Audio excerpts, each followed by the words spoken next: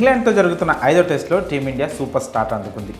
Toss గెలిచి తొలుత batting చేసిన ఇంగ్లాండ్కు టీమిండియా స్పిన్నర్లు చుక్కలు చూపించారు. ముఖ్యంగా కుల్దీప్ యాదవ్ అయితే ఇంగ్లీష్ బ్యాటింగ్ లైనప్ను చిందర వందర చేసి పడేశాడు.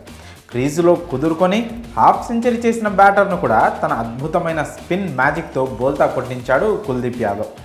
అతనికి తోడు 100వ టెస్ట్ ఆడుతున్న రవిచంద్రన్ అశ్విన్ సైతం చెలరేగాడు. కుల్దీప్ 5 వికెట్లు, అశ్విన్ 4 వికెట్లతో ఇంగ్లాండ్ టాపు లేపేశారు.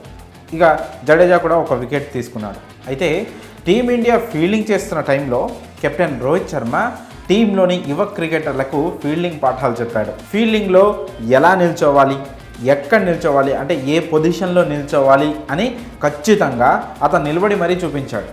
వారిని లాక్కొచ్చి వాళ్ళు అంటే కొంచెం రాంగ్గా నిలబడిన చోటు నుంచి ఎగ్జాక్ట్ స్పాట్లో ఎలా నిలబడాలో వాళ్ళని లాక్కొచ్చి మరీ అక్కడ నిలబెట్టాడు.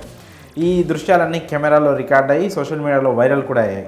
ఇంగ్లాండ్ బ్యాటింగ్ చేస్తున్న టైంలో అంటే ఎగ్జాక్ట్లీ ఇన్నింగ్స్ 40వ ఓవర్ ప్రారంభానికి ముందు షార్ట్ లెగ్లో నిల్చున్న సర్ఫరాజ్ ఖాన్కు కరెక్ట్ ప్లేస్లో నిల్చోమని చెప్పడమే కాకుండా సర్ఫరాజ్ ఖాన్ను 2 చేతులు పట్టుకొచ్చి బలవంతంగా లాక్కొచ్చి మరి కరెక్ట్ ప్లేస్లో స్పాట్లో నిలబెట్టి ఫీల్డ్ సెట్ చేశాడు. ఆ వెంటనే ఇంకా ఫస్ట్ స్లిప్లో ఉన్న యశస్వి జైస్వాల్ను కూడా కాస్త ముందుకు జరిపి ఇగో ఇక్కడ నిల్చో, ఇలా నిల్చోవాలి అన్నట్టు అక్కడ కాల్తో లైన్ గీసి మరీ నిల్చోబెట్టాడు. ఇలా ఇద్దరు యువ క్రికెటర్లను సరైన ప్లేస్లో ఫీల్డ్ పెట్టడమే కాకుండా అక్కడే ఎందుకు నిల్చోవాలో కూడా వాళ్ళకు అర్థమయ్యేటట్టు వివరించాడు. దీంతో రోహిత్ శర్మ కెప్టెన్సీపై నెటిజన్లు ప్రశంసలు కురిపిస్తున్నారు. కెప్టెన్ అంటే ఇలా ఉండాలి చూడండి అంటూ క్రికెట్ అబ్బాయిలు సైతం మెచ్చుకుంటున్నారు. ఇక మ్యాచ్ విషయానికి వస్తే ఈ మ్యాచ్లో ఫస్ట్ బ్యాటింగ్ చేసిన ఇంగ్లాండ్ కేవలం 218 పరుగులకే ఆల్అవుట్ అయింది. ఓపెనర్ జాక్ కార్లే 79 పరుగులు చేసి రాణించిన మిగతా బ్యాటర్లు పెద్దగా స్కోర్ చేయలేకపోయారు.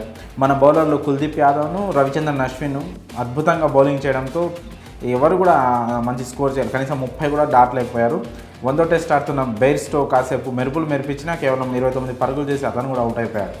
కుల్దీప్ యాదవ్ 5 వికెట్లు, అశ్విన్ 4 వికెట్లు తీసుకొని సత్తా చాటారు. ఇక జడేజా కూడా 1 వికెట్ తీసుకున్నారు. ఇక ఇంగ్లాండ్ను ఆల్అౌట్ చేసిన తర్వాత తొలి ఇన్నింగ్స్కి దిగిన ఇండియా 1 వికెట్ మాత్రమే కోల్పోయి 135 పరుగులు చేసి తొలి రోజు ఆటను ముగించింది.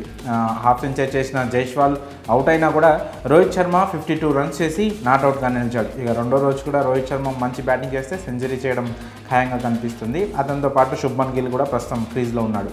మరి ఈ మ్యాచ్లో రోహిత్ శర్మ యువ క్రికెటర్లను ఫీల్డింగ్ సెట్ చేసిన విధానంపై మీ అభిప్రాయాలను కామెంట్స్ రూపంలో తెలియజేయండి.